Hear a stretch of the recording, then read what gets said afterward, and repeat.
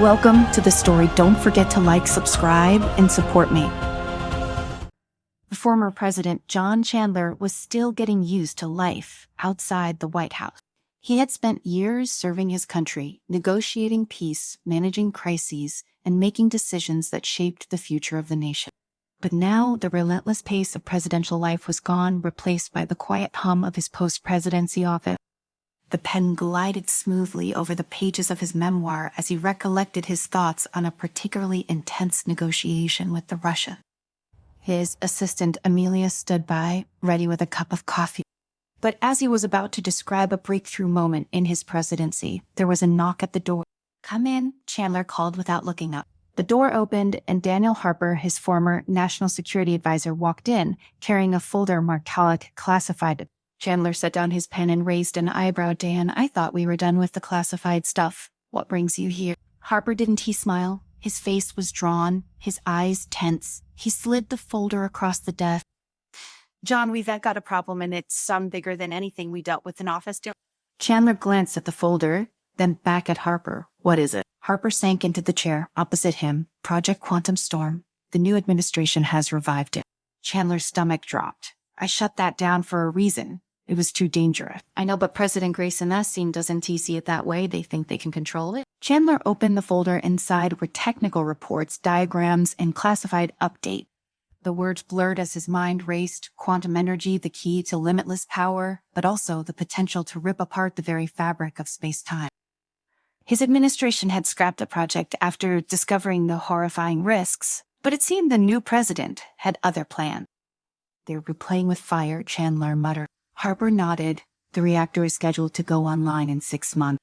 If it reaches full power, it could create micro rifts across the universe." Chandler leaned back in his chair, trying to process the magnitude of the situation. "Tarek, you can't let this happen." Harper's eyes met his. "What are you gonna do?" Chandler stared at the folder, the weight of his former office pressing down on him. He had left behind the responsibilities of the presidency, but this was too dangerous to ignore. "We were going to stop it." The plan took shape quickly. Chandler called in every favor he had, reaching out to the people he trusted most, people who had served with him during his presidency and shared his concerns about quantum storm. Chief among them was Dr. Laura Vargas, the brilliant quantum physicist who'd initially warned him about the dangers of quantum energy. She'd been instrumental in shutting down the project before, and now she was ready to help do it again. They met in a small, nondescript office that served as Chandler's center for this new mission. The walls were bare except for a map of Nevada, where the secret facility housing Project Quantum Storm was located. "This is bigger than just a scientific experiment gone wrong," Vargas said, pacing the room. "We're talking about creating a rift in space-time. If the reactor goes online, the consequences could be catastrophic." Chandler, sitting at the head of the table, nodded grimly. "We need to shut it down before it even gets to the testing phase. But we can exactly walk up to President Grayson and ask her to stop. We'll have to go underground." Harper, leaning against the wall with his arms crossed, chimed in. "The facility is a fortress, military-grade security, off-the-grid communication. It's going to take more than just hacking into the system to stop that." Chandler turned to the final member of their small but elite team, Jake Fenton, a cybersecurity expert who had once worked for the government but had since gone freelance. Fenton was known for his ability to breach even the most secure system. "Jake, what are our options?" Chandler asked. Fenton scratched his scruffy chin and shrugged. "It's doable, but not easy. I can get us in, but once we re-inside, it's going to be a race against time. We'll have to disable the reactor's core systems before anyone realizes what is happening. If we recaught, we want to just be arrested. We'll be labeled traitor." Chandler leaned forward, the weight of the mission heavy on his shoulder. "We were not going to get caught. We can afford to. The fate of the universe might just depend on it." The night of the mission arrived. The team gathered in an abandoned warehouse just outside the Nevada desert, where they prepped for the infiltration. Chandler suited up in tactical gear, his mind laser-focused on the task ahead. As he zipped up his vest, Vargas approached him, her expression serious. "John, are you sure about this? You are not the president anymore. You don't have the same protection." Chandler gave a small blurry smile. "Maybe not, but I still have a responsibility.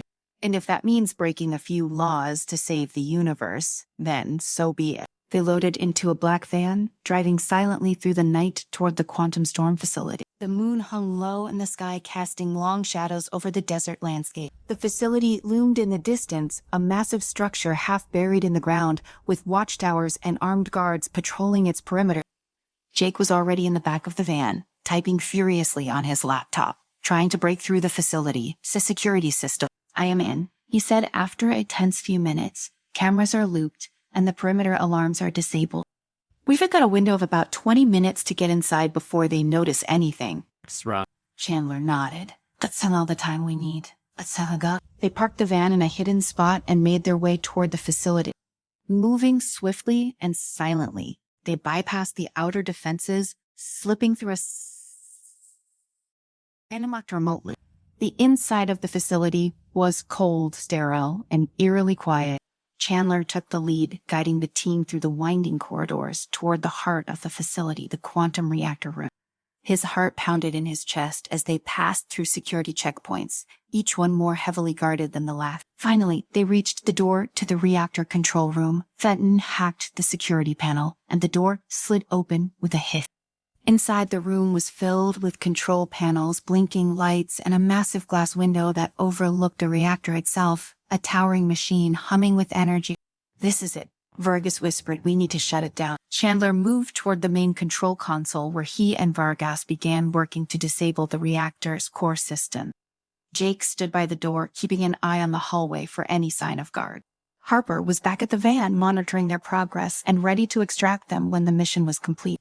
But just as Vargas entered the final command to shut down the reactor, alarms blared, red lights flashed, and a robotic voice echoed through the facility. "Security breach, reactor lockdown initiated." "They know we were here," Jake shouted. Chandler's heart sank. He glanced at Vargas, who was frantically typing, trying to override the lockdown. "It's too late," she said, her voice shaking. "The reactor set going into automatic startup. We have to get out of here." But Chandler didn't move. He stared at the reactor, its energy pulsing like a heartbeat, knowing that if it went online, there would be no stopping it.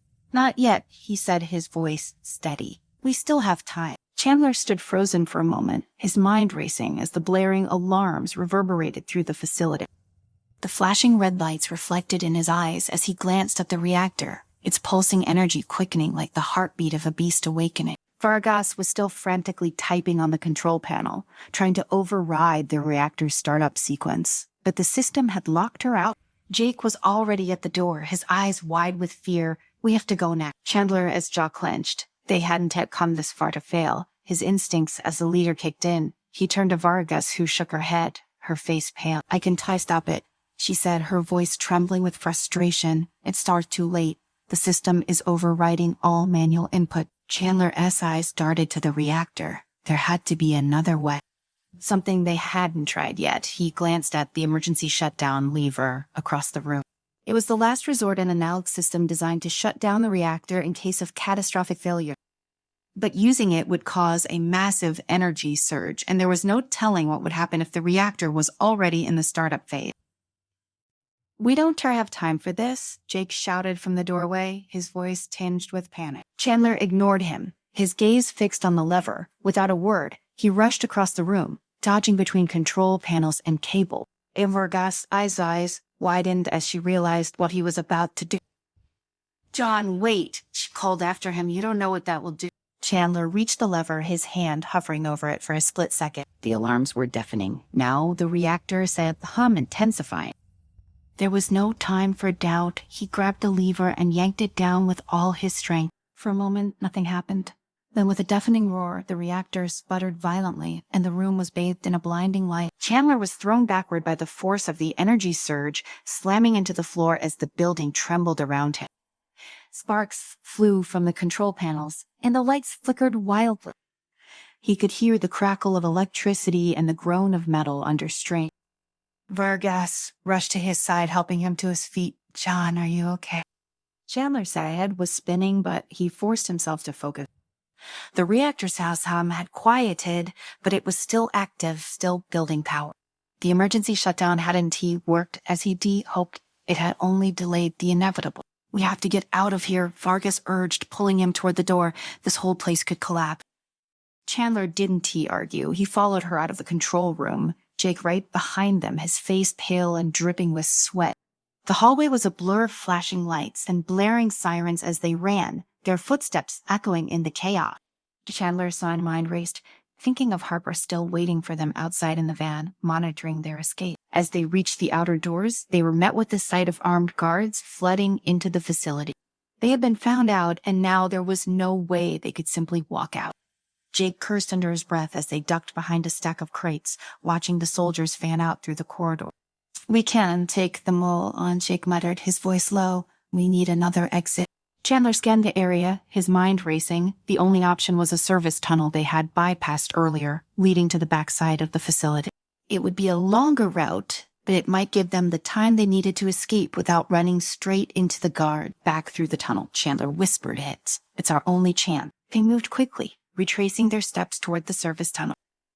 The alarms were still ringing in their ears, but Chandler could sense the tension in the air. They were running out of time, the reactor was still unstable, and any second now the quantum energy could spiral out of control, tearing the facility and possibly reality itself apart.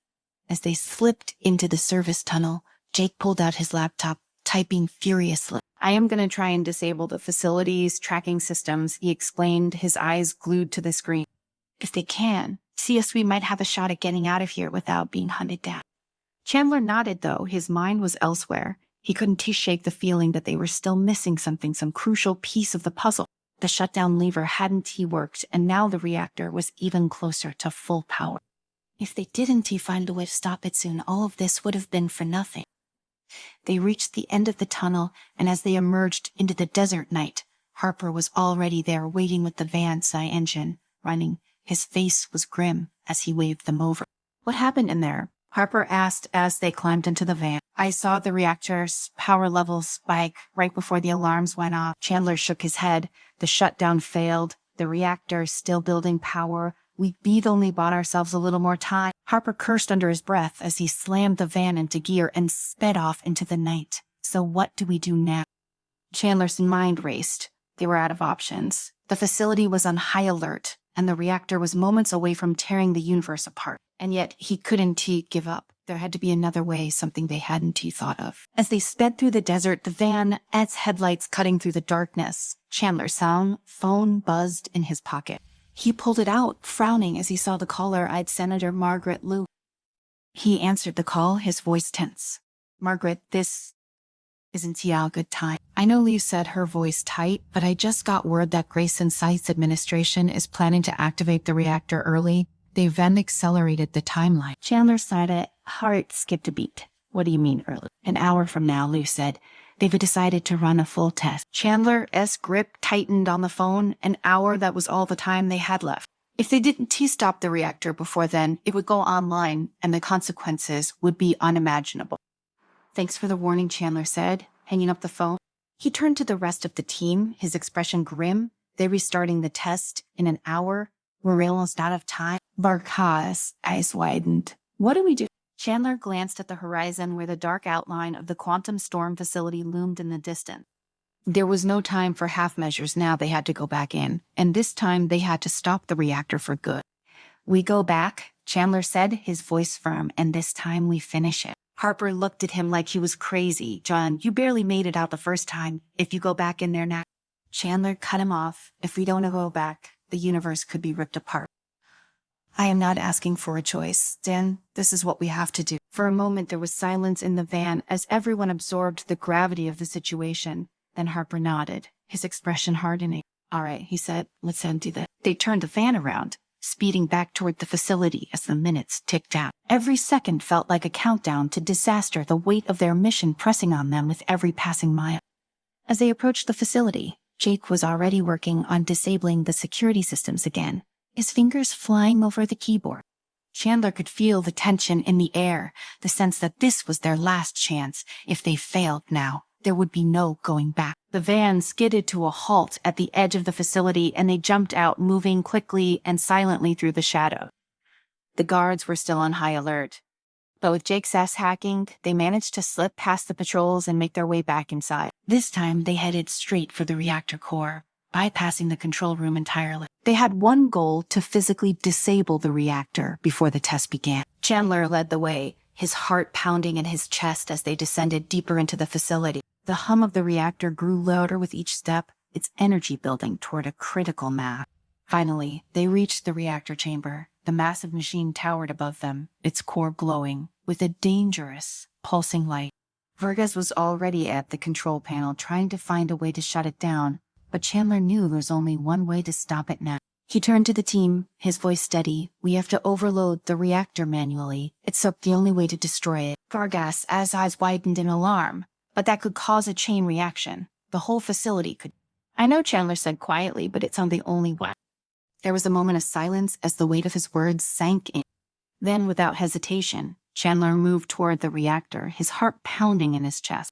He could feel the heat radiating from the core, the raw power of quantum energy threatening to tear reality apart. With a deep breath, he reached for the manual override lever, his hand trembling slightly. This was it, the moment everything had been leading to. As his fingers closed around the lever, Chandler heard a voice behind him. "John, wait." He turned to see Vargas standing there, her face filled with emotion. "You don't have to do this alone," she said softly. Chandler gave her a small, sad smile. "I am the one who started this fight. I have to be the one to finish it." Without another word, he pulled the lever. The reactor roared to life, its energy spiraling out of control. The ground shook beneath their feet as the core began to destabilize, the quantum energy building toward a critical point. Chandler staggered backward, his vision blurring as the facility began to collapse around him. He could hear Vargas shouting, could feel the heat of the reactor as it spiraled toward overload. But he didn't stop. He couldn't stop. With one final, desperate push, Chandler activated the reactor self-destruct sequence. The machine screamed as it imploded, the quantum energy collapsing in on itself with a deafening roar. And then there was silence. The explosion was contained within the facility, the quantum storm dissipating as quickly as it had begun. The universe had been saved at the cost of the quantum storm facility and everything within it. As the dust settled, Chandler lay on the ground, his body battered and broken, but alive. He had done it. He had stopped the storm. But at what cost?